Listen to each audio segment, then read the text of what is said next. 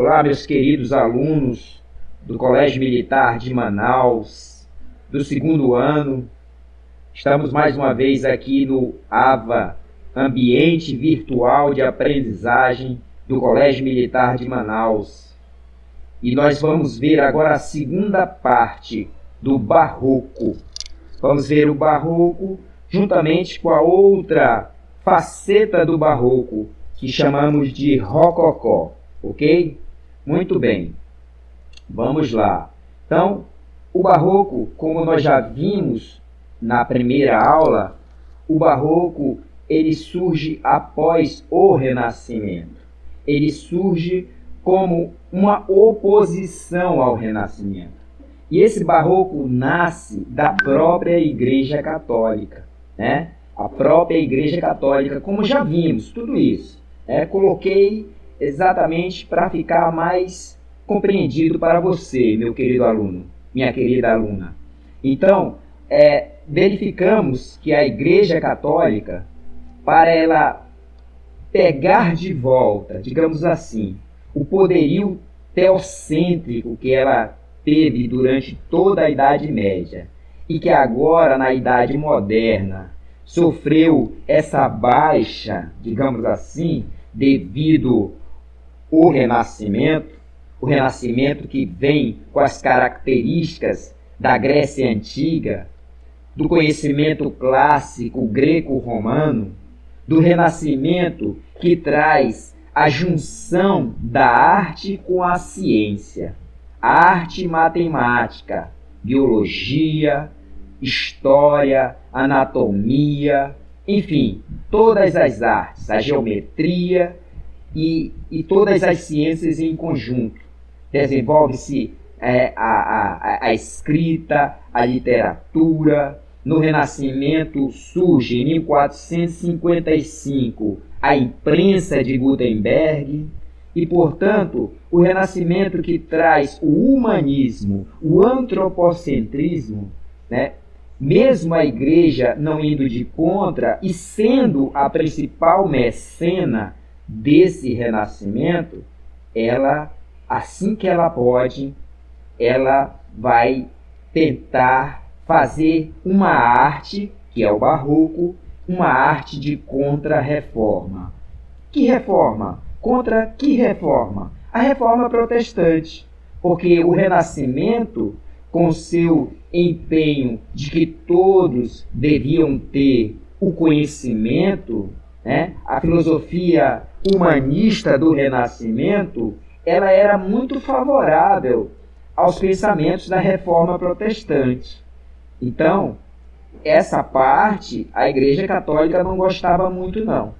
E aí, assim que a Igreja teve a oportunidade, né, ela cuidou de imprimir uma nova arte, um novo modelo de arte e de cultura que nós chamamos Barroco. A gente já viu na outra aula, Barroco que significa pedra ou pérola irregular, ok? Então,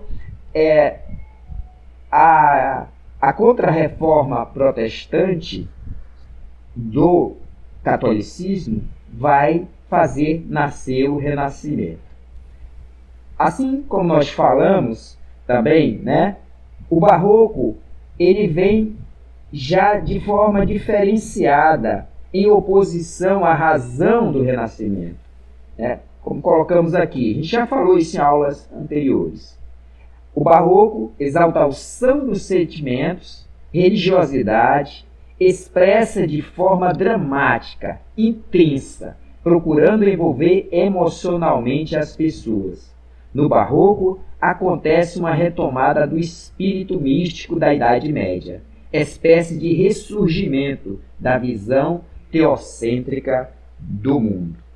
O Barroco ele vai ser contrário, oposto à razão, ao humanismo renascentista e vai trazer principalmente os valores não da razão, mas da emoção, do sentimento, da emoção de forma dramática, intensa. As antíteses do barroco, vida versus morte, por exemplo, antíteses, oposições, são opostas, vida e morte. Esses são o centro da arte barroca. Renúncia dos gozos, dos prazeres, né?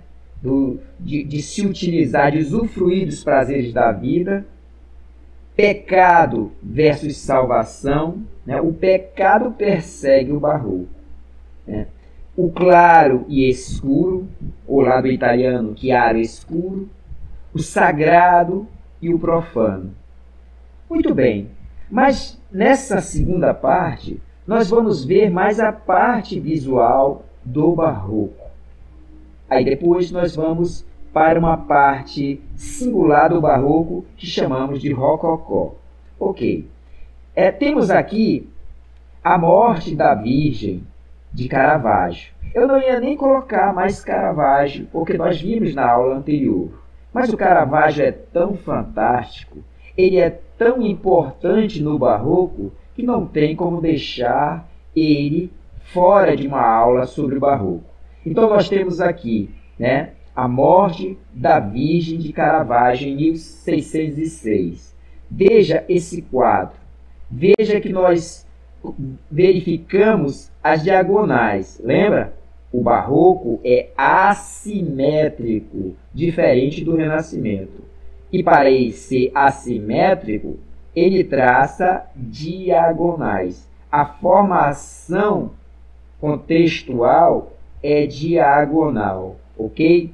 E aí nós vemos também aqui o drapejamento ou drapeamento no barroco, que são essas texturas, essas dobraduras do tecido. Olha, ele põe aqui essa cortina dobrada só para dar essa contextualização de textura magnífica, irregular como é o barroco, e também cheia de detalhes como é o barroco. O barroco ele é todo enfeitado, ele é cheio de detalhes.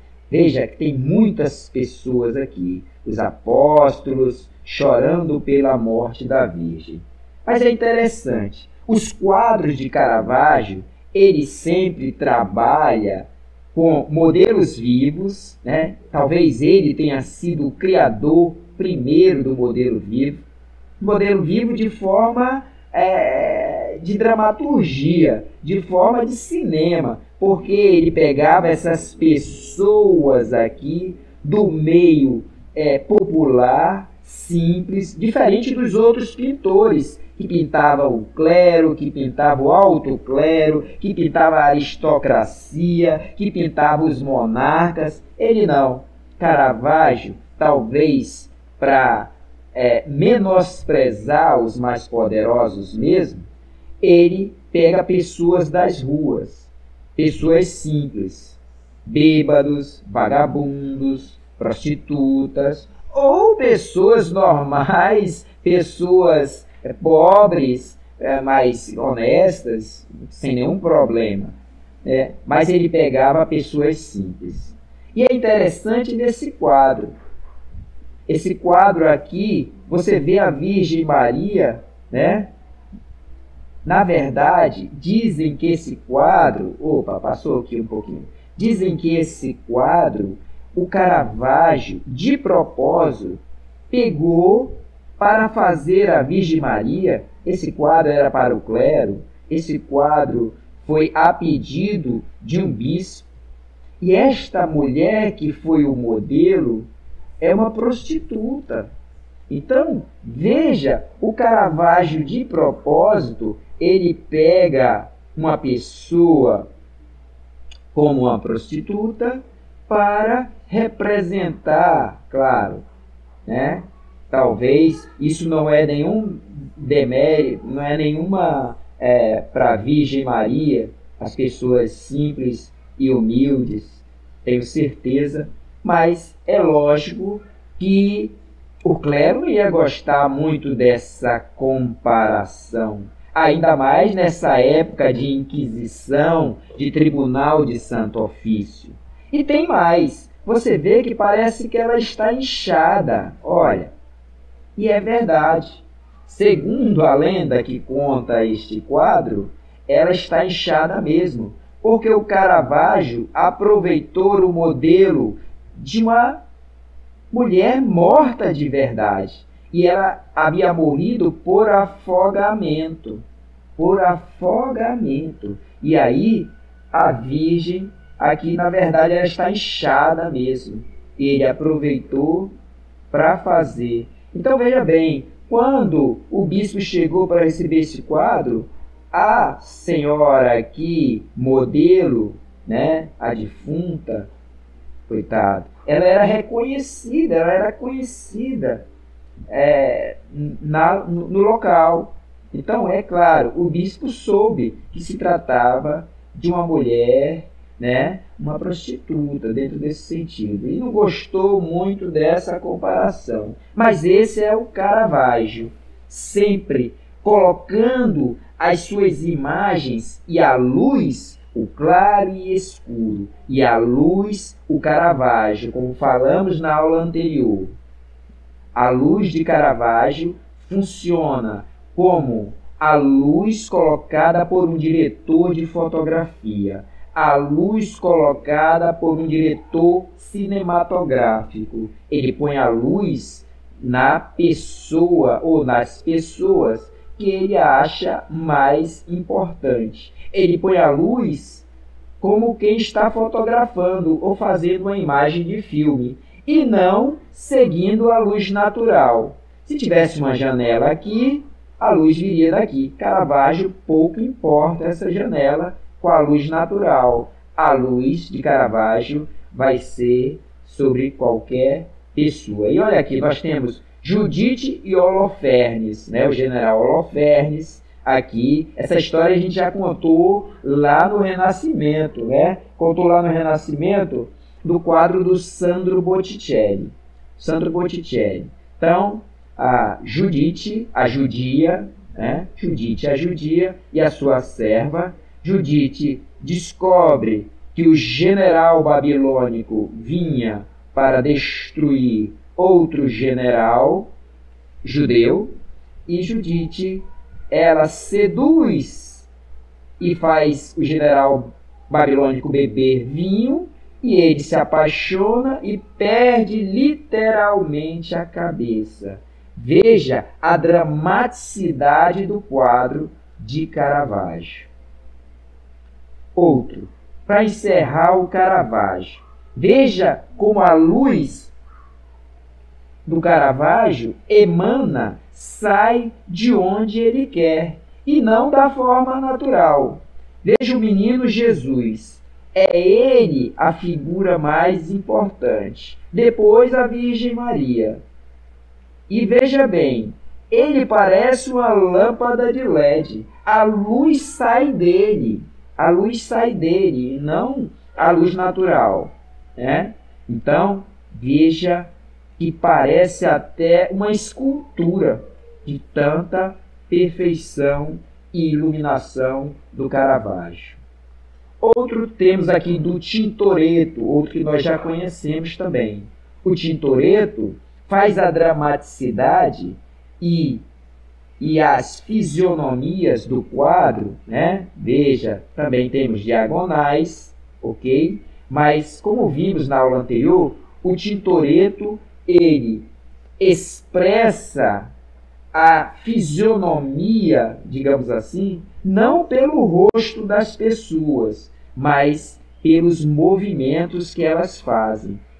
O próprio corpo fala, o corpo se expressa. É assim com Tintoretto. Outro grande feitor, outro grande artista das iluminações. Só que o Tintoretto segue o padrão físico, o padrão natural. Veja, o Tintoretto, diferente de Caravaggio, sempre ele deixa uma porta, um portão. Então a luz vem daqui e a luz adentra no ambiente, né? Reza a lenda que estavam à procura do corpo de São Marcos e já tinham tirado um monte de corpos errado e não achava. Reza a lenda que o próprio santo apareceu e disse: olha, pare de fazer essa bagunça toda, olha o corpo falando. E eu vou mostrar onde estão meus restos mortais. Reza a lenda que foi assim. Mas veja toda o movimento e a expressão do grande Tintoretto. Agora saímos pela primeira vez do barroco na Itália e vamos agora para o barroco na Holanda, né? O barroco na Holanda. E um dos grandes nomes, porque tem outros, grande nome holandês foi o Rubens. O Rubens, com a sua fantástica forma de dar expressividade de movimento, né? Movimento em espiral, ó. Se você ver aqui, ó, tchan, olha a espiral aqui, ó, tchan, parece que vem assim, ó, segue, e esse espiral dá movimento aqui, muitos detalhes, como é o barroco, né? Horror ao vazio, contrastes de cores, movimento, dramatismo, é o Rubens. Olha aqui de novo o Rubens, ok? Olha o Rapto das Sabinas aqui, olha o espiral, olha para dar movimento, ok? Muito movimento do Rubens, magnífico Rubens. Tem aqui o Rapto das Sabinas, maior, você vê todo o espiral aqui, né? Rapto das Sabinas que a gente já viu, Jacques Louis David, né? Não, aliás não, estou confundindo, isso é lá no terceiro ano. Vocês vão chegar lá, né, meus queridos? Então, olha só. Então, o Rapto das Sabinas é o seguinte. É uma história. Nós temos, assim, essa história sobre os raptos que é interessante. Roma estava nos seus primórdios, né? Roma estava começando. Então, reza a lenda que em Roma tinha muitos guerreiros, mas Roma não tinha mulheres. Então, os romanos chegaram com o rei Sabino e fez, né, deu uma proposta. Disse a eles: olha, nós vamos preparar uma festa em homenagem a vocês. Então, vocês levem as suas mulheres, nós casaremos com elas, olha só, nós casaremos com elas e nos tornaremos um único povo e irmão. É claro que o rei Sabino e os outros não gostaram dessa proposta indecente, pelo menos indecente para eles. Mas talvez a vontade dos romanos tinham sentido, sim, de casamento e tudo mais. Mas o rei Sabino não quis saber. O que foi pior? O que aconteceu? Os romanos, né, chegaram e atacaram e raptaram as mulheres sabinas e levaram para Roma. O rei Sabino e os outros reinos se juntaram e tivemos uma batalha para trazer de volta as mulheres. Só que custou muito tempo isso. E aí, quando os sabinos chegaram para lutar com os romanos, e trazer suas mulheres de volta, já era mais de 9 meses. E você sabe, como diz a música lá, depois de 9 meses você vê o resultado. Então, chegaram lá, as mulheres já estavam casadas, já tinham filhos e filhas. E aí ficava difícil essa guerra, essa luta, porque as mulheres ficavam no meio e diziam: olha, não matem meu marido, não matem meus pais, olha, esses são seus netos. Então gerou todo esse problema, que outros artistas, não só o Rubens, né, Você vai ver lá na frente o Jacques Louis David e outros artistas vão representar não só este tipo aqui, mas vários outros tipos desta batalha do rapto das Sabinas. Rubens, fantástico, a dramaticidade aqui de Daniel na Cova dos Leões. Lembre-se, o barroco, diagonais, né? O barroco, muita dramaticidade, olha a emoção, a fisionomia, até dos próprios leões. Temos aqui agora não mais o Rubens, não mais um pintor flamengo ou um pintor holandês. Temos agora aqui Diego Velázquez. Diego Velázquez, o principal pintor da corte espanhola, o Diego Velázquez. Nós temos aqui um quadro fabuloso, As Meninas, que foi refeito da forma cubista. Você vai ver lá no futuro, você vai ver feito pelo Pablo Picasso. Mas aqui Diego Velázquez, ele apresenta uma forma diferente das outras pessoas, assim como o Caravaggio.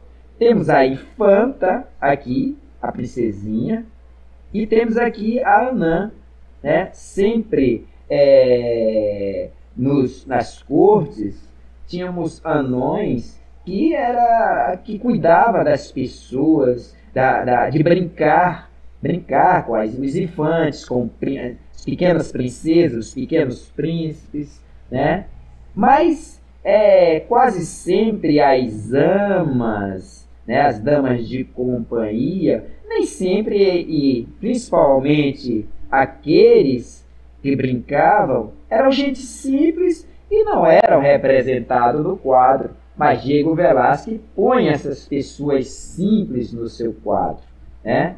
Então, o Velázquez, o principal pintor, ele fugia de vez em quando e ia para a rua. Ele fez um quadro, o Aguadeiro, né? O Aguadeiro, em Madrid, né? Ele fez um quadro de uma pessoa que servia água para os trabalhadores, ou seja, uma pessoa simples, ok? E o Diego Velázquez, ele faz também uma composição interessante, porque ele se autorretrata aqui, ó. Olha ele aqui. Parece que ele botou um espelho e fez quem estava na frente do espelho. Ou será que é o rei mesmo aqui? Ou é um espelho e o rei está aqui à frente?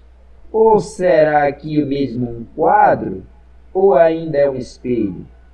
Deve ser um quadro, é o que parece. Pelo menos está junto com os outros. Mas aqui fica o duplo sentido, se é real ou se é no espelho, né? Então, esse é o Diego Velázquez, barroco espanhol. Veja de novo, o Bobo da Corte, Sebastián de Morra, 1644, o Velázquez, em Madrid, pintou o Bobo da Corte. Qual é outro grande pintor da corte do poderoso rei de Espanha, ou da França, ou de Portugal, que ia pintar o Bobo da Corte? Só no Barroco, né? E o Velázquez, ok? Pessoas simples do povo, pessoas simples, pessoas humildes. Ou seja, a pintura do Velázquez torna-se assim não só uma pintura aristocrática ou da realeza, mas uma pintura antropológica que vai demonstrar a realidade daqueles que viviam em sua época, das pessoas mais simples. Dama com Leque, de Diego Velázquez, também 1599, né? Lembre-se que o Barroco prezou bastante, né, além das figuras religiosas, das figuras mitológicas, os retratos. Temos agora, voltamos para a Holanda. temos um grande pintor holandês aqui, que é o Rembrandt. Rembrandt, reconhecidamente, um novo grande apreciador da luz, da sua forma e da sua maneira, né? A luminosidade nos quadros de Rembrandt. E Rembrandt era exímio desenhista e foi um dos primeiros pintores a fazer desenhos a nanquim. Sabe aquela tinta chinesa preta, nanquim, que faz os ideogramas em mandarim? Aquela tinta preta, feito a bico de pena. O Rembrandt foi um exímio desenhista e usou muito essa técnica, né, de bico de pena a nanquim, pelo grande desenhista que ele era, e se tornou um dos grandes pintores. Veja a luminosidade, né, a luminosidade. Mulher banhando-se num córrego, 1655, do Rembrandt. Veja a luminosidade, a disposição das diagonais, ok, do Rembrandt. E para fechar com o Rembrandt, a gente fecha com chave de ouro, principalmente aqueles que vão fazer medicina no futuro, né, ou biologia. Dificilmente um laboratório de anatomia, né, dificilmente não tem uma cópia desse quadro aí do Rembrandt. Dificilmente. Não sei agora, né, nunca mais fui lá no laboratório de anatomia da UFAM, mas lembro-me muito bem que até década de 90, início do ano 2000 aí, tinha lá no laboratório, né, de anatomia da UFAM a cópia do Lição de Anatomia do Dr. Tupi, 1632, Rembrandt. Então veja, tá, aqui esse quadro que a gente, os rostos, né, parece que chegou, esse aqui, ó, parece que tem alguém aqui, ou alguma coisa que ele está vendo aqui no livro, talvez, ou esse aqui está, ó, fixo nas aulas, e tem outro que parece que está olhando para outro local, está em outro canto, né? Então, fantástico, lição de anatomia do Dr. Tupi. Diagonais, ou diagonais aqui, tá? E agora, nós vamos para uma outra fase do Barroco, que é o Rococó. É esse nomezinho mesmo, Rococó. Rococó, a gente chama, né? Talvez ele fosse até distinto, mas ele é um braço, um estilo novo de Barroco, Rococó. E ele nasce principalmente na França. O Barroco francês, que vai se espalhando pelo mundo, né? Pela Alemanha, ou por vários outros países, inclusive chega ao Brasil. O Barroco que chega ao Brasil, né? Barroco que chega ao Brasil, no Brasil colonial, é o Barroco Rococó, ok? Que nasce na França. O Rococó, ele vem de uma palavra francesa chamada roqueille, que significa pequenas pedras, seixos, tá? Roqueille. E coquille, roqueille e coquille. Esse coquille é casca ou concha. Lembra que o barroco mesmo é pérola irregular? O rococó segue o mesmo, a mesma coisa. Concha, sabe aquelas conchas marinhas ou conchas que ficam presas em cavernas, nas paredes das cavernas, né? Então, o barroco parece muito, né, e o rococó também, com aquelas cavernas com estalactites, com várias incrustações nelas, que são vários detalhes. Lembrando que o barroco tem muita decoração, muito detalhes. Temos aqui do barroco o Boucher, o Fragonard, né? Fragonard, ok? O Rococó, ele surge principalmente na França, e ele surge como um barroco mais requintado, um barroco mais leve, um barroco mais fino. Tanto que ele se espelha, o Rococó, na moda da corte. Que corte? Logo da principal corte do absolutismo francês, né? Do auge do absolutismo mundial, digamos assim. O absolutismo francês, na corte de Luís XIV. Então, as roupas das mulheres e as roupas cheias de plumas, né? Inclusive dos homens, com aquelas perucas, né? Cheio de roupas e penachos, sei lá, é a moda rococó. A moda que passava a se usar na França, mas que foi usada na corte do mundo inteiro, da Alemanha, da Inglaterra, ok? Tanto para homens como mulher. Esse rococó e essa forma de se vestir ficou inclusive conhecida como moda a Luís XVI, né? A Luís XVI. E temos aí, é esse mesmo vestuário, tudo bem que esse é do rei, do grande e poderoso rei da França, o Rei Sol. Ele chegou a se chamar de Rei Sol, né? O Luís XIV. Ele chegou a dizer, l'État c'est moi, o Estado sou eu. A França era ele. Foi talvez o rei mais poderoso da França e do absolutismo francês. Então, na história, ele deve ter vivido até bastante para a época, né? Então, seus 70 e poucos anos, né?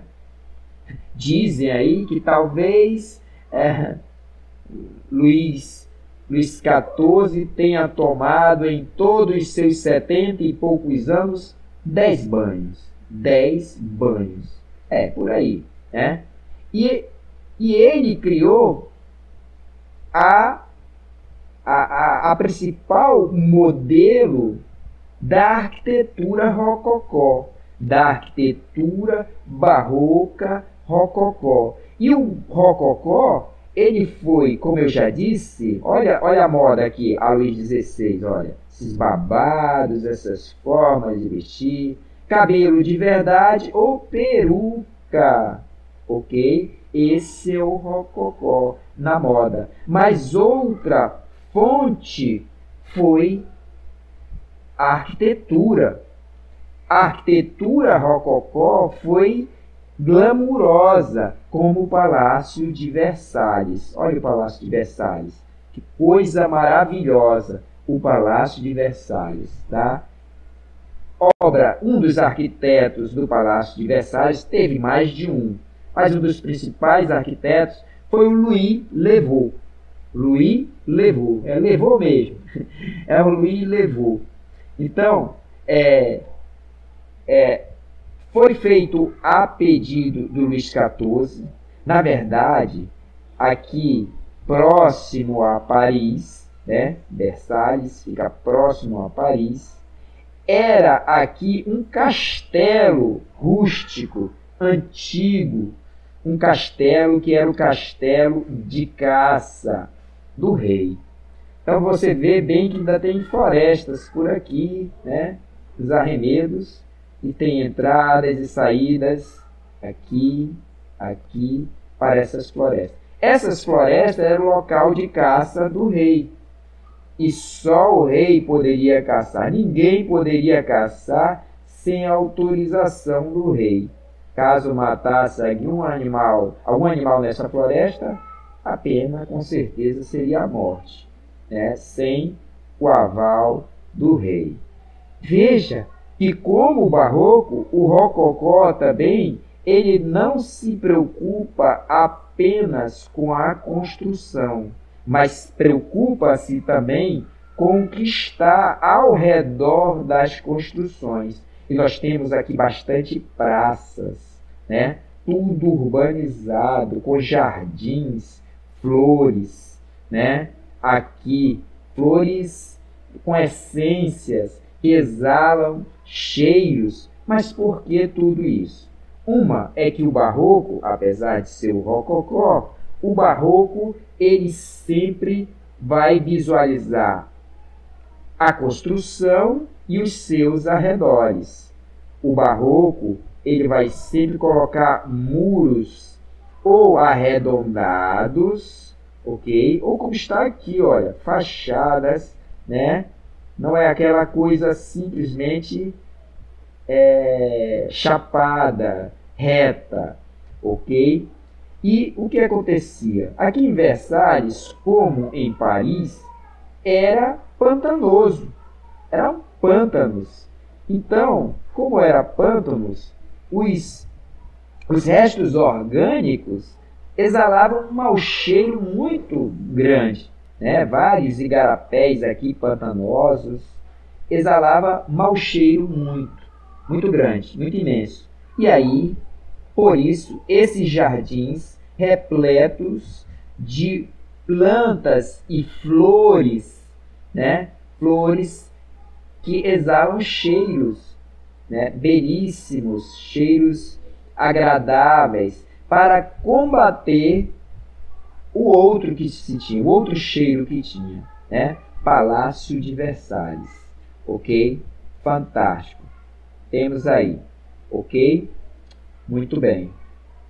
Veja a suntuosidade dentro do Palácio de Versalhes. Como já falamos, o rococó também é barroco. E as cores do rococó, elas vão ser mais pastéis do que a do próprio barroco em si. Vai ter muitas mais cores pastéis. Mas o rococó vai ter uma coisa que tem em todo o barroco. E no rococó vai aumentar. É o dourado. Essa cor é o dourado. A cor do barroco é dourado. Veja que fantástico, né? Lembra um pouco o Teatro Amazonas? Lembra. Por quê? Porque o Teatro Amazonas ele é eclético. Ele é de arquitetura eclética. Então ele tem neoclássico, ele tem arte nouveau e ele tem muito rococó. Os seus detalhes dentro do Teatro Amazonas é muito em estilo rococó. Como eu já disse também, o barroco que veio para o Brasil, né, para Salvador, Rio de Janeiro, São Paulo, Minas Gerais, Congonhas, Ouro Preto, enfim, em todo o Brasil foi o barroco rococó, ok? Então, aí, como já falei, algumas características do barroco, ok?